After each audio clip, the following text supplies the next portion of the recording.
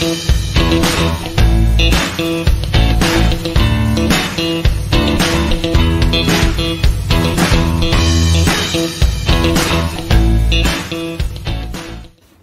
everybody, Jerry Taggart here.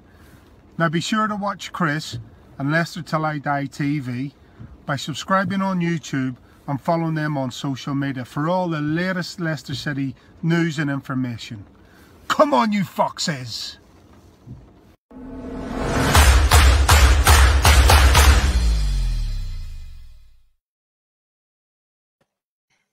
Good evening everybody. How the devil are we? How are we doing? Happy, I hope. I apologise for the lateness. Literally 4 minutes before I was due to come on this evening, my internet went down. So, typical gremlins in the works there. Anyway, how are we all doing? Still happy after last night? What a result! 4-1, and we're second in the league. We're top of our European group. Life is as good as it gets, and we are doing better apparently than we did in the Premiership winning season. We've made a better start, so let's hope we make just as good finish. But tonight, I mean, we discussed last night's great win with Brad at length after the match and the post-match show yesterday.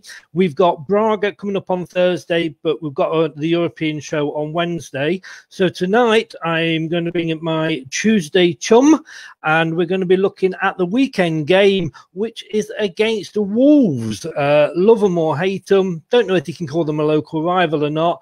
I personally hate them, but let's see what Craig thinks. Good evening, Craig. Good evening, Chris. Good evening, everybody. Yeah, local rival. Is it a love-hate with you? Love-hate. You know, Wolves are one of those teams that, to me, are just nondescript. You know, I've never felt that strongly for or against them. They were that sort of sleeping giant of what you heard about from the 40s, 50s, sneaking into the 60s. But I've never had strong feelings about Wolves one way or another, other than the accent and the less said about that. But I must admit, Chris, now I'm assuming that you're wearing one of our red shirts, because on my screen that looks decidedly gold. Really? Now I don't know. Yeah, now that may just be me, but I'm thinking I've got you sitting in gold, unshaven. I've got me. I've gone for the unshaven look tonight as well. So, if any of our viewers are into photography or anything, then I think you've got your next two top models right here. Actually, I've just come. Yeah, I think it's the fact that the light is on. I thought if I wear a blue top, I'm just going to blend into the background here. And this unshaven look is my attempt at a beard, if you don't mind. You know. Is it for November? Or? No. I've been fair. I've had a beard a few years now. I'm going for the George Michael look, so I keep it trimmed. It was either that or hang outside gents' toilets in the park. So I thought I'd go for the beard instead. You know. To be fair, I think you're looking a lot better than he is at the minute. Yeah. Thank you. Yeah. I think that's a compliment. I'm not sure. Like I said to you before, personally, it's Wolves. I hate them. And I think we had a chat before we came live here. The guy that I hated them for was Mark McGee, and we forget, because he managed both teams. And I have this attitude, and I think it was, again, the way he left. We'd lost Brian Little, and I kind of understood, because Brian Little was going back to his club. Could have been handled better, but, you know, I get that. But Mark McGee went off to Wolves because they were the bigger club. Now, we forget that we just literally poached him from Reading. But we were the ones that were hard done to. Conveniently forgot. But, I mean, he went to Wolves because they were the bigger club and they were going to win things before. But not worked out particularly brilliantly for them, has it? Not really worked out too well. I mean, we've had a few people do that. I know there's the odd player who has said the same. I think didn't Joe Matic go to West Brom because they were going to be they were going to give him a much better chance of going to win trophies. Didn't Joe Matic move because there was a bit of a scandal with him? Well, I can't possibly comment, Chris. You're in the know more than I am. I was hoping you would comment, and then I would get away with not needing a solicitor. You know, not after last week when you were trying to set me up with Pamela Anderson. Hey, you'd complain. If you're watching, by the way, guys, please try and sign into Facebook, into StreamYard. It's free of charge. There's nothing to download. You just register. Otherwise, you come up as like their Facebook user.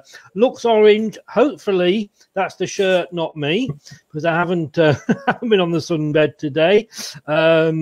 Somebody here coming live, getting us live in Sierra Leone. So, good evening. I haven't got your name again. Message back and stick your name on the end. I'd love to give you a shout out. And then we've got good old Matthew. Good evening, men. Good evening, Matty. How are you doing? Hello, everyone. Nice to have you along. One of our regular watchers. So yeah, it's Wolves, who quite a history with Wolves. They were one of the first, founder members of the Football League. And you probably remember that back in the day there, Craig. But we've met 115 times in all competitions.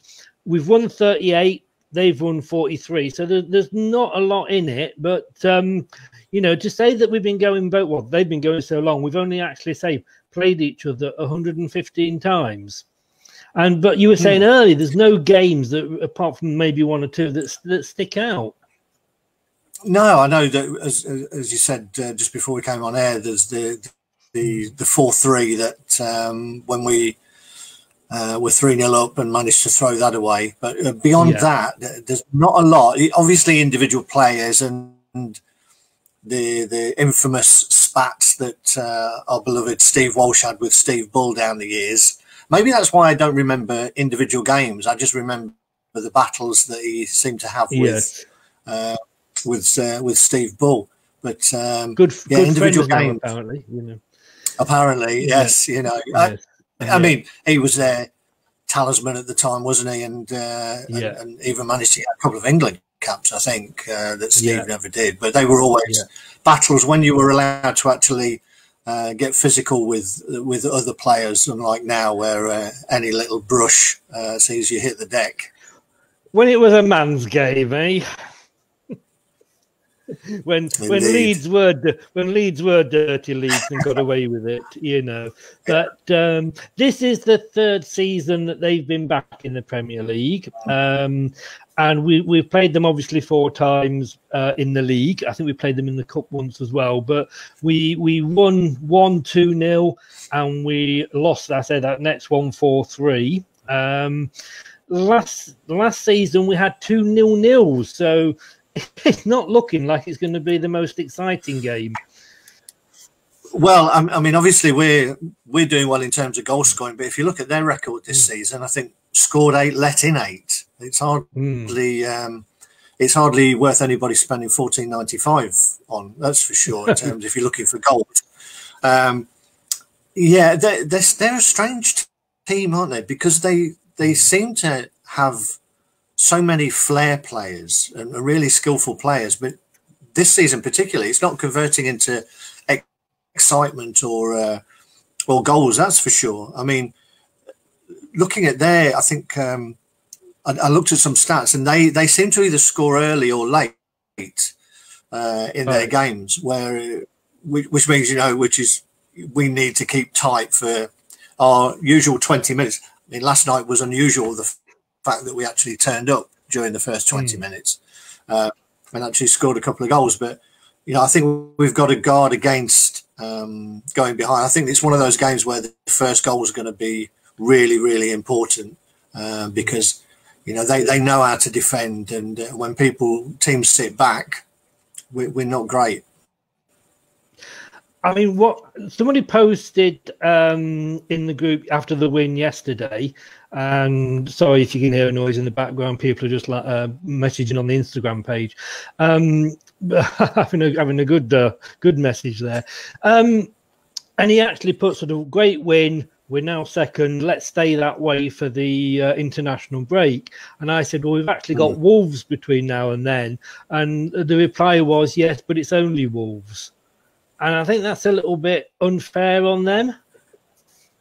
Oh, definitely. Wolves are a very, very good team. They'll give anybody a good game. I know they've had a couple of bad defeats. I think Man City beat them 3-1, but I don't think that was necessarily a 2-goal difference game. And the only time they haven't turned up was the 4-0 that they had against West Ham this season, which was probably the worst result they've had since they've been back in the Premier League.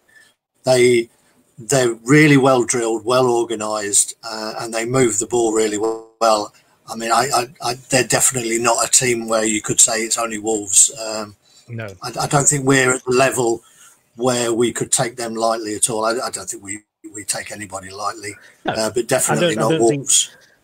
I don't think Brendan would take anybody lightly at all. But I mean, they obviously they got in that first season up. I think we still had 12 then. They got what we couldn't get, and they got the Europa League and did very well in it. You know, they did. I mean, they were in it last year. Yeah, so they were in it last year, and they were one of the first teams, I think, where it didn't seem to affect them. You know, because I know before everybody was saying that if you're in the Europa League, it tends to stifle your league form, and which was the case for most teams. But Wolves were the ones who sort of showed that it didn't necessarily need to be the way, and hopefully we'll follow that up this season as well. But no, they've got some very, very good players, and I know there's 2 or 3 that you want to talk about, and there's another one that I'll throw into the mix afterwards, I think. But just to touch on what you said there, which is a point I can't get my head round, is the fact that the Europa League messes with your season. Now, I know Champions League games are Tuesday or Wednesday. Europa League were always Thursday. But if you play in, let's say, on a Wednesday in the Champions League, and then you've got a league game on the Saturday, we're playing in the Europa League and then make our game on the Sunday. There's no difference there, is there, really? No. At the end of it, it comes down to, I think, the squad that you've got, because tiredness will come into, I think, not necessarily playing the amount of games, although this season it seems to be a little bit different because all the Europa League games are all condensed, so there's no respite. It is Thursday, Sunday, Thursday, Sunday, Thursday, Sunday. But I think it comes down to your preparation and the squad and whether you can rest players. And so far, Brendan's managed to do it, although, you know, that squad is being stretched thin and some of the decisions of who to play are being taken out of his hands with the injuries. But no, I think it's something that was used as an excuse, wasn't it? I think if you had in your league, you had something that you could blame it on. Yeah, I mean, Facebook user there said Wolves are a very good side and have had the measure of us the last couple of seasons, and I think even more so this season because it is such a weird season. You know, I know we always say on the day anybody can beat anybody, but my God, that is so true this year. Oh, it's a crazy season, isn't it? And you can definitely see somebody not necessarily winning it, but definitely I think that top 4, top 6 are under pressure from somebody different getting in. It's I saw the table the other day, and it reminded me of how the league used to look before the Premier League. You know, that you had so-called less fashionable clubs on any season sneaking up there. You know, I remember QPR going very, very close one year and finishing second. I think Ipswich. You know, these clubs were regularly, or everybody felt like they had a chance, and we've got a throwback season, as it were, at the minute.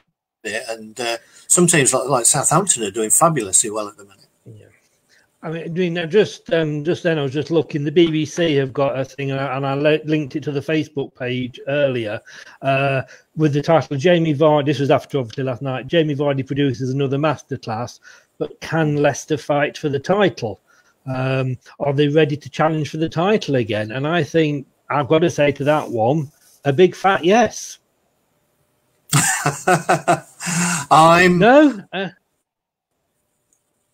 As much as I would love it, I would err on the side of caution, to be honest, because of course you've always got to. But I mean, I think this season as it's going, I tell you what, it may be a question after this weekend's game, because we can play as fantastically as we are doing away from home, but we cannot continue to lose home games, because it's going to catch up with you sooner or later. I mean, we've got 4 out of 4 away wins, which is amazing.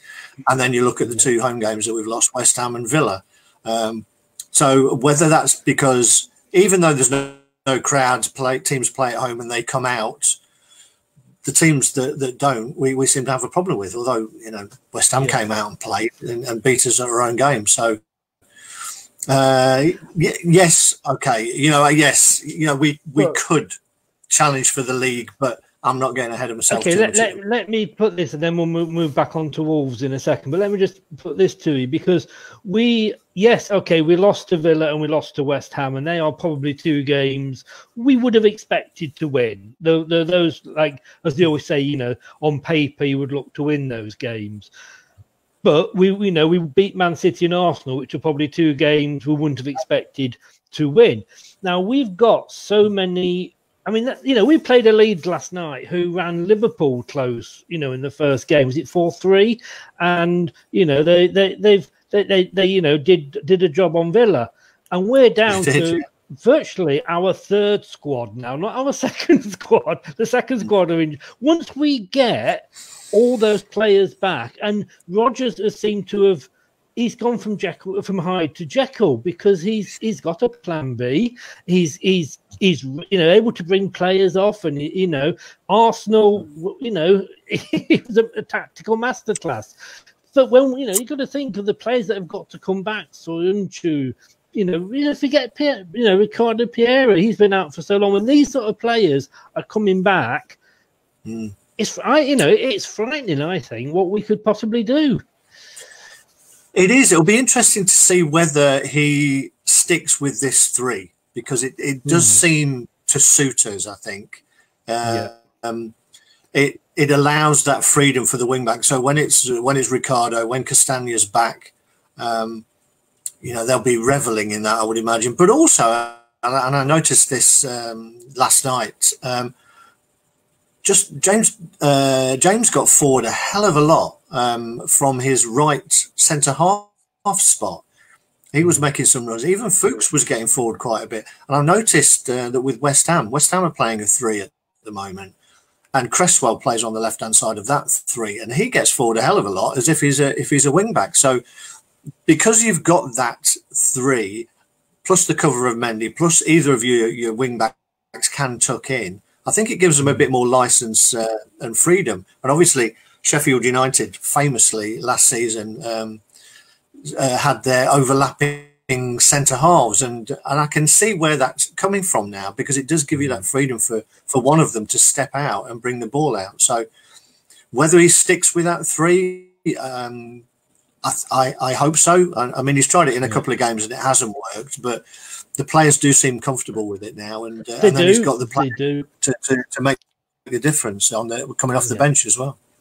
And I think, like you say, you know, when he's looking, I think, at individual games now, and you know, adapting to that. But talking, I mean, because I say Rodgers, I say, you know, he's, to me, he's almost like, I know he's not, but he's almost like coming of age this season for us anyway. What a manager Wolves have got, Nuno Espirito Santo, and I'm glad I got that right. That's probably your best.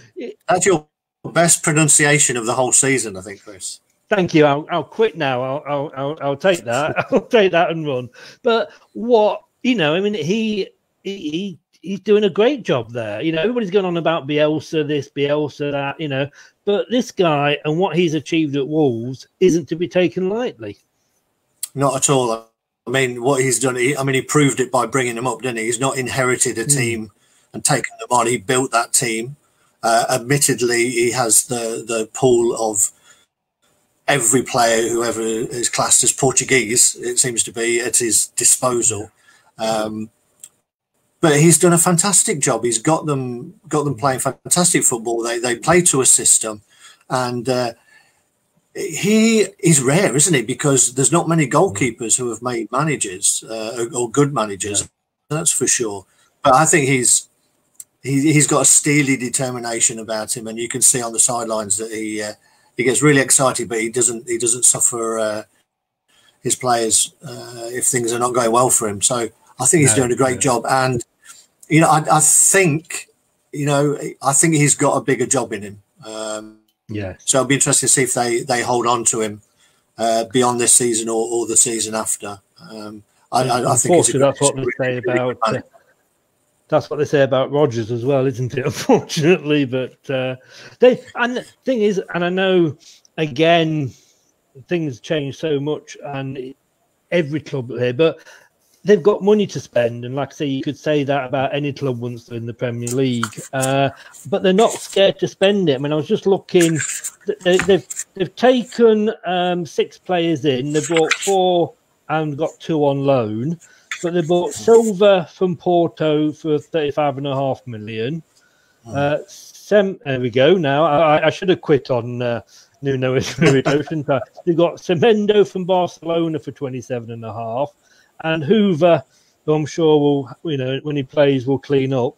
Hoover from Liverpool for 9 million. So, yeah, and they make quite good. The rest, I say, are loan players that, fairness, I've never heard of. But, you know, again, a bit like ourselves, maybe they're going for quality rather than quantity.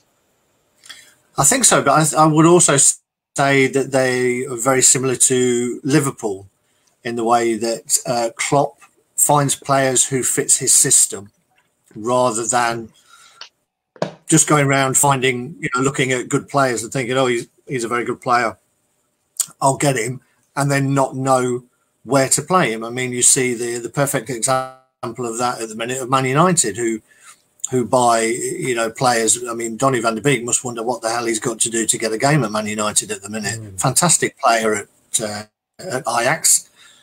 Can't get more than 10, 15 minutes of a game at the minute because he's been bought without a clear idea of where he's going to play. And Man United don't have that clear method of playing, a clear shape, whereas Wolves do. So I think it makes it easier, the same as for Liverpool, to find players that fit a system. And I think that's what Nuno and his team has been really good at doing. And, you know, the fact that they got a decent wedge for Doherty to go to Spurs, and then they pull in the right back from Barcelona to fill the space, which isn't a bad bit of business at all. It's not. That's and of course, very impressive. Talking about how much money they've got, though, you know, they've got wealthy owners.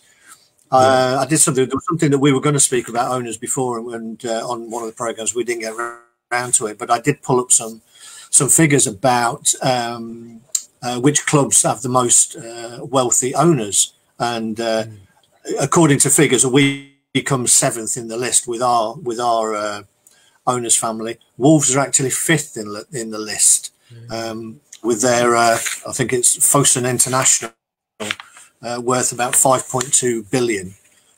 So they do have wealthy owners. They don't splash it and make huge signings, but they make cute signings, you know. And if they have to spend a bit of money, as I say, they spent a hell of a lot of money on that young kid. Just as an aside, the most surprising team on that list to me was the team that came in 3rd of the most wealthy owners, which was Stoke City. The Coates family have got, according to this, £7 billion in their pocket. You'd have thought they'd have been able to close up the corners of the Stoke City ground and make it a bit more welcoming. But you know, stop the breeze coming in. Yeah, you'd have thought there'd have been. But having said that, money doesn't always guarantee success, does it? You know, exactly. But, you know, you don't want every club just throwing money at it. So I think the likes of us, I think the likes of Wolves, those sort of teams who spend it wisely and look for an investment almost. You know, buy young, buy talented, and then, you know, you can afford to sell 1 or 2 each season and just replace them. So I think they're doing great. Sorry, I was just reading a message there, but they've obviously they've got players out as well. So that's a bit of a clear. They set 8 players out on loan. Again, most of them are probably like ourselves, youngsters, etc. They did make 2 big sales out as well as what you mentioned. Jota, obviously, to Liverpool, 41 million, which looks at this stage like it's going to be a bargain for Liverpool.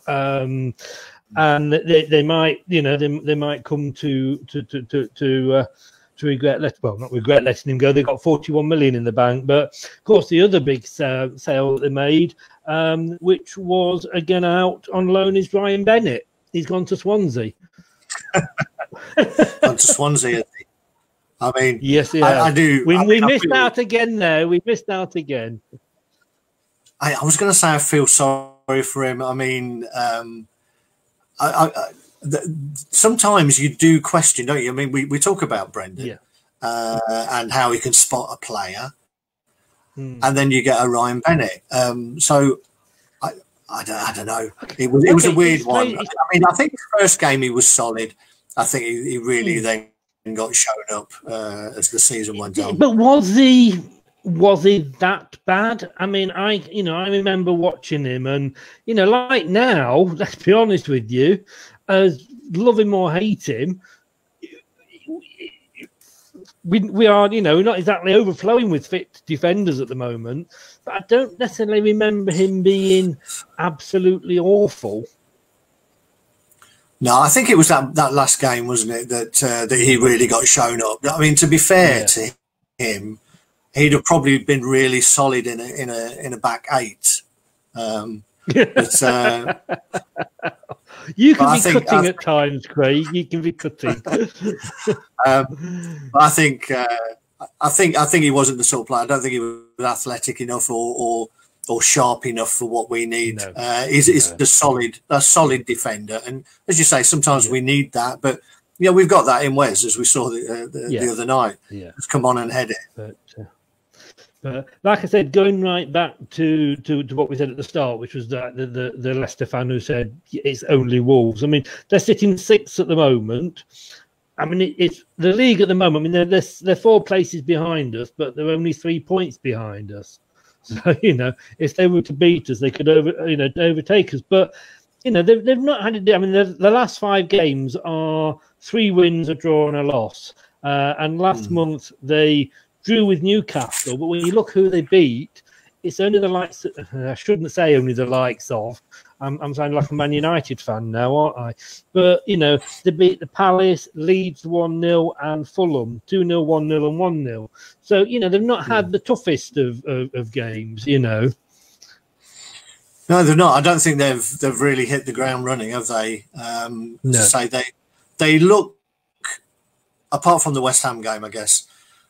They do look hard to beat. They're very well organised, and Conor Cody's having a great season, and he's doing a great job when he plays for England as well. And I think that shows you the importance of having an organiser at the back, someone who talks. The same way that Virgil went into Liverpool and pulled and got the best of the players around him. I think Conor Cody's the same, and that's probably why Ryan Bennett looked great when he was playing alongside him.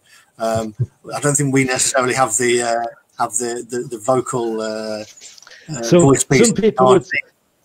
Some people would say that's the Drinkwater Canty partnership. Whether that's fair or not, but it was never the same after. But looking at I was looking at their players and squad and how they performed, rather than just at the start of this season, how they performed over the whole of last season. And we touched on this at the start. Jota, who obviously has now moved on to Liverpool, only got 7. But the 2 players that sort of came out on this site with 9 out of 10s were Adam Traore and Jimenez. Yeah, and I think again, those are 2 players that we will have to watch. Jimenez is almost that complete centre forward, isn't he? Because he's very good in the air, but he's also very good with his feet as well, and he can drop short and get involved in link-up play, but he can lead the line really well. I think it wouldn't surprise me if Liverpool came in for him, to be honest, because Firmino's not having the greatest of seasons, and Jimenez I think would be a great signing to go in there. So yeah, he's a danger man. He always seems to get on the end of things, and the fact that they plucked him from virtual obscurity says a lot again for their scouting system. And Adama Traore, who'd been at 2 or 3 clubs. I think it was Middlesbrough most famously, but never seemed to settle, was never consistent. And Nuno managed to get him, turn him into one of the most feared wingers last season. He's been a little bit on and off this season. He got 9 assists last season. Yeah, I mean, that pace and the power is going to put the fear of God into anyone. It'll be interesting to see how Brendan attempts to nullify that. I mean, if you go with Fuchs, I think Traore is going to run past him, and I think if he played Luke Thomas, I think the power would be too much for him. So I think we can only hope that he's left on the bench where he has been the last few weeks, and he's brought on late on because they're sort of chasing the game, and we managed to put it to bed before that. I think the 2 players, man. Yeah, the 2 players that you mentioned there. I mean, Luke Thomas doing very, very well for what he is, and I mean that. Don't mean that in a bad way, but he was kind of powered out and caught out a few times against Leeds. And Fuchs, I think, and he's in that back. I mean, he is now. And he did get forward a lot against Leeds, and that was probably the Leeds, the way the game was unfolding. He hasn't got the speed that he used to, and he's probably better in a back 3 rather than as the wing back. Yeah, I think. I mean, hopefully, I don't know what the situation is. Hopefully, Johnny Evans may be back, that he can slot in. It wouldn't surprise me even if he did put Wes back in there. In the middle of Fuchs and Fofana, and moved James Justin to left back because he does offer a little bit more pace on that side, and he's a bit more physical as well. But so it'll be interesting to see how they go. What I would say on their players, I think one of the main reasons that they allowed Jota to go, and other than the fact that it was a hell of a fee that they managed to get for him, was the guy who's taken his place, this Daniel Podence, who I think is going to be a really, really good player. He started the season well. He's very tricky. He's not played a full 90 minutes on many occasions, but he scored last week, I think. He's a very, very tricky player, and I think he's going to be some player over the next 2 or 3 seasons. So I think he's definitely a danger man as well that we need to watch. I'm just going to bring up a couple of points here. I did bring this one up, but just to reiterate, Matthew, not a fan of Ryan Bennett either. I think I'd be struggling to find anybody. I think if I started a Ryan Bennett fan club, I'd be very, very lonely. Andy, a point that we made earlier. Good evening, Andy. How are you doing? It's a strange year. Yeah, everybody is beating everybody. Yeah, and everybody's beating Man United, of course. And again, Facebook user, again, spot on here. I'm not sure who you are, but spot on tactically. Actually, we've been spot on for the last 2 games. Get it right against Wolves, and there is only one winner. And I think, when you look at the way we've been playing, and when we went 1-0 up after 2 minutes, they literally came back at us, but we weathered that storm.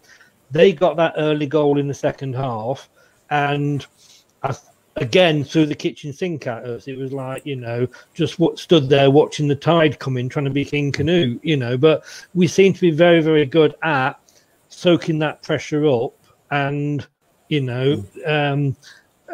moving on. I'll put up there, guys, let us have your score predictions. Let us know what you think. While I'm getting people coming up with the score predictions, we've mentioned a couple of these, but foot in both camps, it was quite surprising ones that came up. For me, like I say, the big one and the reason that I hate Wolves is Mark McGee, who left.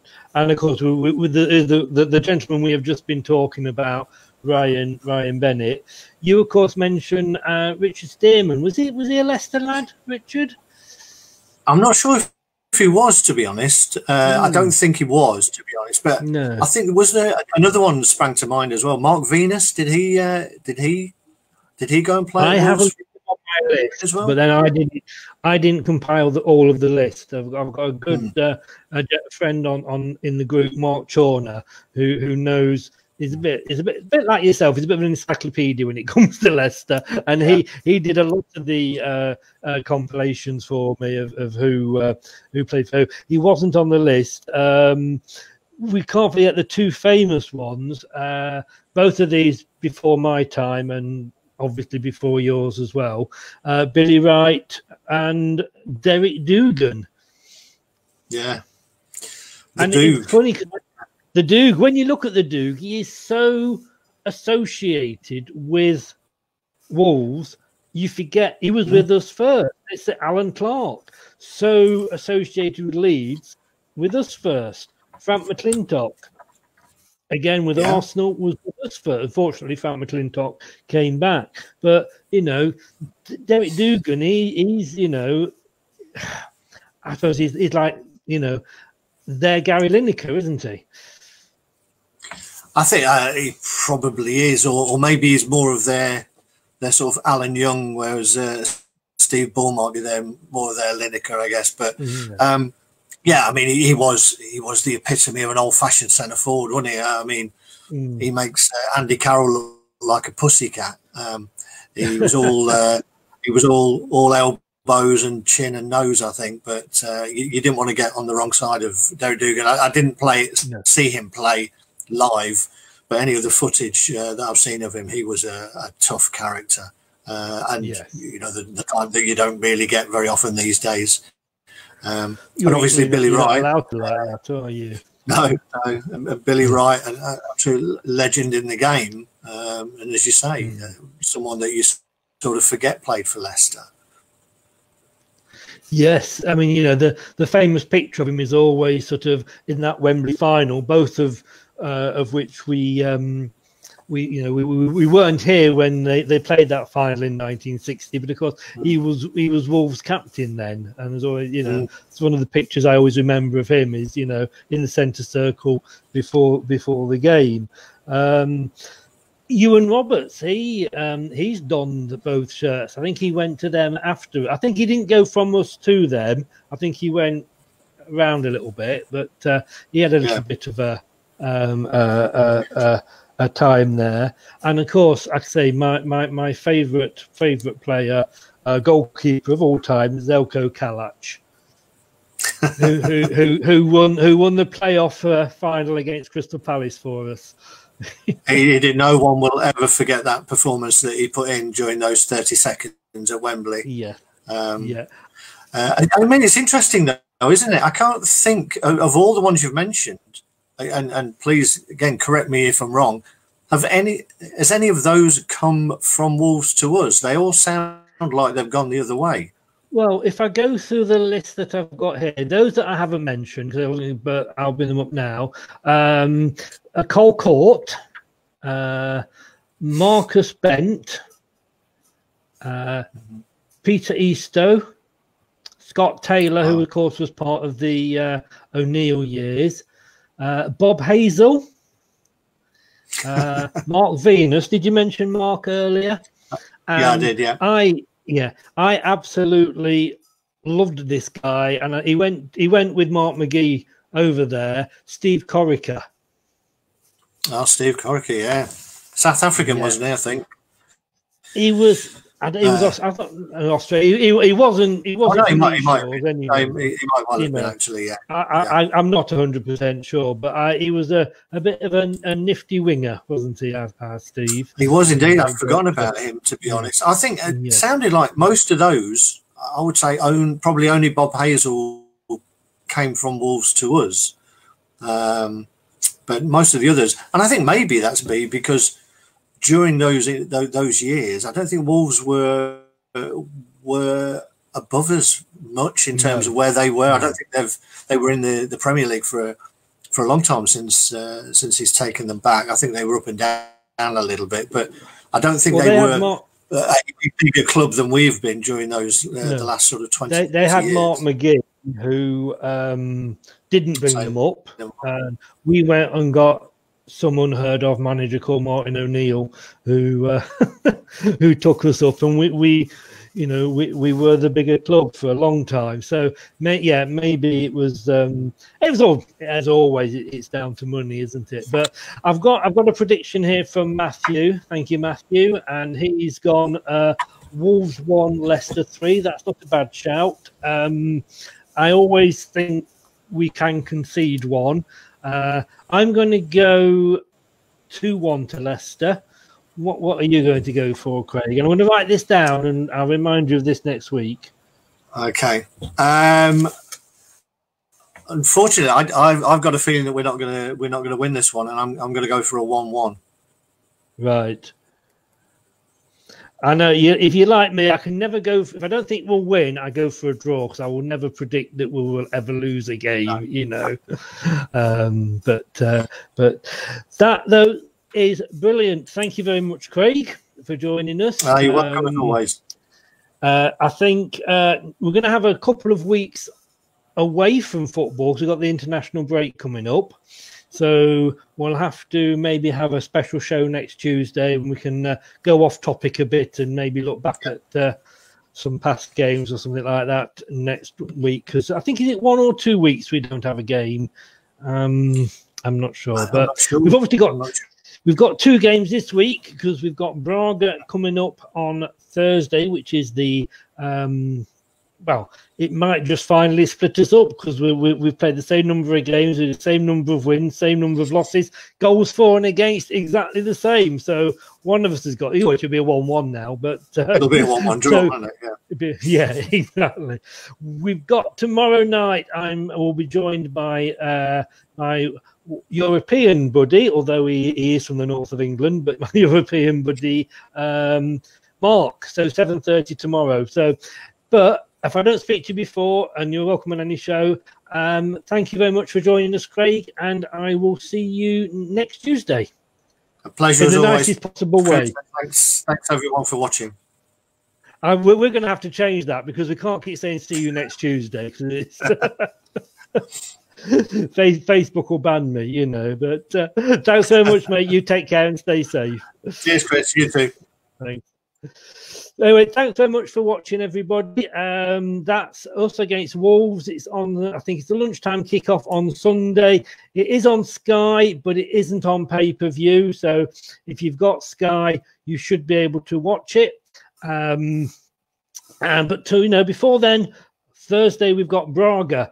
So we've got tomorrow night's, like I say, European show, 7:30, me and Mark, and then it'll be a late one because it's an 8 o'clock kickoff on Thursday at the King Power, and post-match there you'll have me and Brad again. So thanks for joining us. Please stay safe, guys, and hopefully see you this time earlier than this, 7:30 tomorrow. Remember, give us a share, give us a follow, share, like, subscribe. If you're watching this on YouTube on Catch Up, underneath we'll have all the links for you. Look after yourselves and stay safe. Good night now.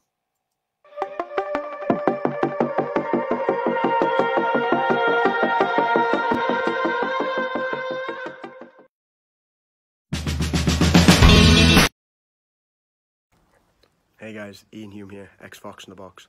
Watch Chris and Leicester Till I Die TV and follow them on social media for all the up-to-date Leicester City news and information. Cheers. Shut up and sit down.